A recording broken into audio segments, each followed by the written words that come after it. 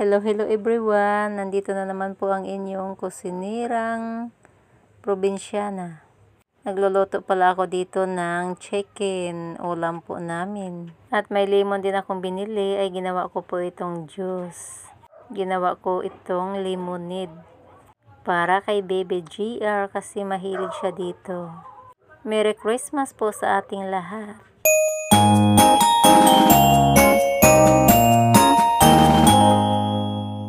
Thank you Lord sa pagkain. At pagkatapos kong kumain ay diretso na naman po ako dito. Itong munggo po ay tinatanggalan ko po siya ng mga maliliit na dumi. Pero hindi ko po ito lutuin po ngayon kasi kakakain lang po namin, bukas na lang po. Sabi po nila dapat po maghanda ng bilog-bilog po na pagkain, kaya isama ko na lang to bukas sa handa po namin. Pero hindi naman po ako maniwala sa mga ganyang pamahiin sa Pasko.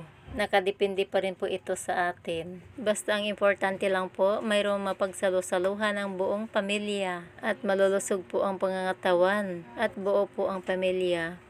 Lalo na po sa pagsalubong po sa New Year or bagong taon. Hindi na po kailangan yung mga bilog-bilog po nga prutas sa lamisa.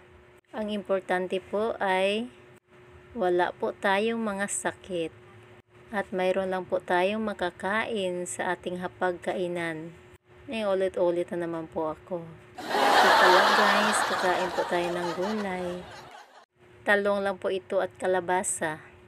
Hindi ko na po hinaluan ng iba pang gulay kasi bukas na lang po yung iba. Naalala ko kung may lupain pa lang kami dito ay naku, puno na po ng tanim ko. Kasi mahilig po ako talaga magtanim-tanim. Kahit nga dito sa munti naming tahanan, pinagawaan ko talaga ng terrace para makatanim po ako. At magagabi na naman po, siyempre maghanda na naman po tayo ng ating kainin. Nagsasaing pala po ako dito. At siyempre, talagang hugasan na mabuti ang bigas bago natin isaing. Buti na lang kami ay may konting ayuda pang natitira kaya hindi kami bumili po ng bigas. At bumili din po pala ako dito ng isda. Lulutuin ko po ito. Paksiwin ko po ito. At prituhin. Ayun na po guys, nahiwa ko na po ang mga gulay. Masarap talaga ang gulay i-partner sa isda. Itong isda ay binabad ko na po sa asin. Pero hinugasan ko na po ito. Masarap kasi ang isda pag nakababad sa asin. Talagang malasa po. Ganito po talaga ako magluto. Kahit anong lulutuin ko, hugasan ko muna at ibabad ko po muna sa asin bago ko po lutuin. Nagsimula na pala ako ditong magluto ng gulay. Talong lang po ito at kalabasa. At nilagyan ko po ito ng Knorr cubes na chicken. Hindi ko po ito ginisa.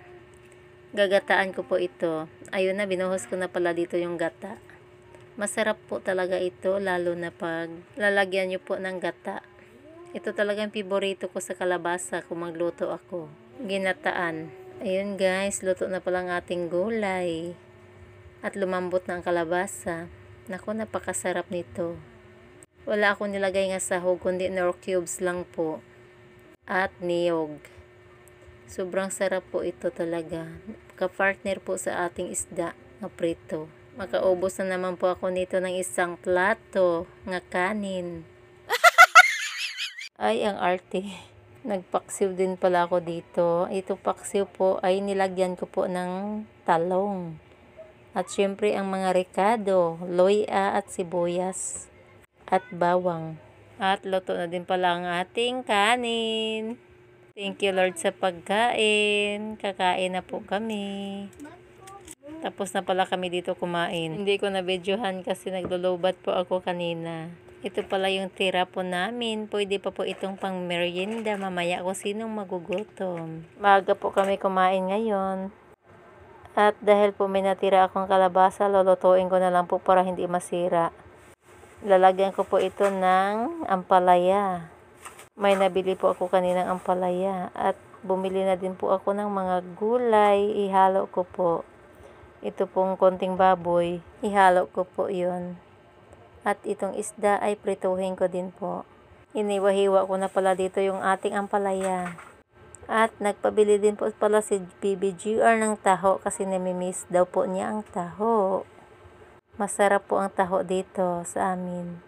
At malinis naman po. Hello guys! Kasama ko dito si BBGR at tapos ko nang hiwa-hiwain yung mga gulay. Magsisimula na naman po ako sa pagluto. Uubusin ko muna itong tinimpla ko nga kape para hindi po masayang. Ito na naman isusunod ko sa paghiwa ang ating kalabasa nga sobrang laki.